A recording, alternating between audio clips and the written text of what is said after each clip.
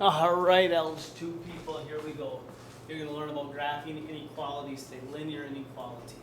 Real simple. You've done this before. Y greater than 3/5 x minus 2. The only difference between graphing equations and inequalities is the sign here. So we do the same thing. We would find a point first, which in this case is the y-intercept at -2. Plot that up. We would now use our slope, rise over run, to move from that -2 up 3. 1, 2, 3 over 5. 1, 2, 3, 4, 5. And those are our two critical points.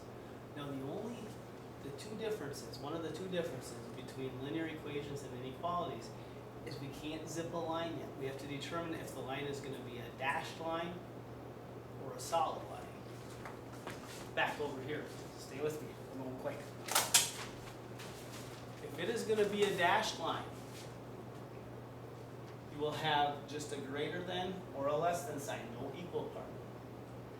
If we're going to zip a solid line, we'll have the equal part with it. It'll be greater than or equal to, or less than or equal to. So for this,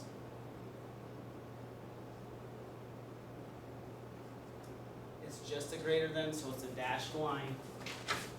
I'll get out of your way in a sec.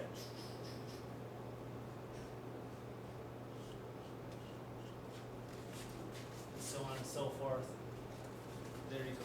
That's part one, difference between equations and inequalities. Part two is now we have to shade. Do we shade above the line or below the line? Because we're looking for every point that would make that a true statement. An inequality is a true statement. Here's the best way to do it. Pick any point on the coordinate grid. It really doesn't matter where you pick. I always pick 0, 0 if it's available. And what I'm going to do is I'm going to put 0 in for x, 0 in for y into the inequality and see if that's a true or false inequality. So again, I come over here.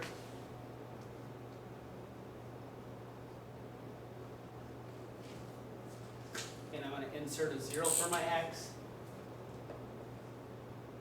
0 for my y, and I'm going to determine, is this true or false? And that tells me where to shade. As we bust down this problem, 0 times 3/5 is 0. 0 minus 2 is -2.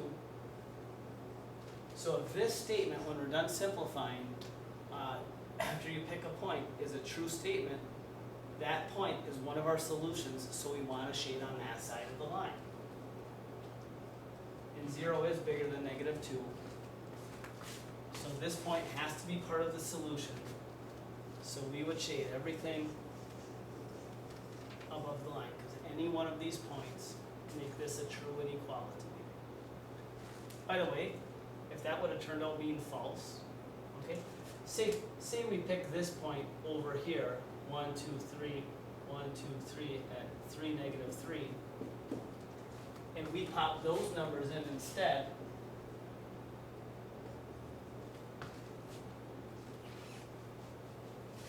And if we were to work through this, -3 greater than 9/5 minus 2, -3 greater than, this can become 10/5, another way of writing 2. Is -3 a bigger number than -1/5? It is not, that's false.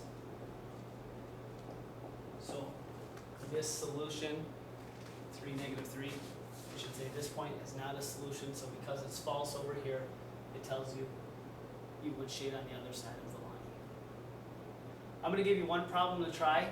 It'll take me a second to get to the camera and zoom in on it, but I want you to try that problem. I'll put a little Google form questionnaire underneath this video link, and I want you to select which choice was the correct one. Put a problem there, I'll give you 4 choices, you tell me A, B, or C was correct, answered on that Google form. I have one other question there too for you, and the question is this. You might have to do some research. What is the tallest mountain in the United States? Think about that while I zoom in.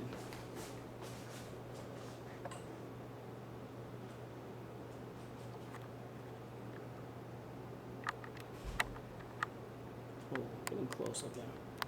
All right, there is your question to try. I want you to graph 3x minus 4y greater than or equal to 24. And which one of those solutions, A, B, C, or D, or I should say 1, 2, 3, or 4, which is not numbered in the lower right, is correct? Again, put your answer on the Google Doc. Peace out.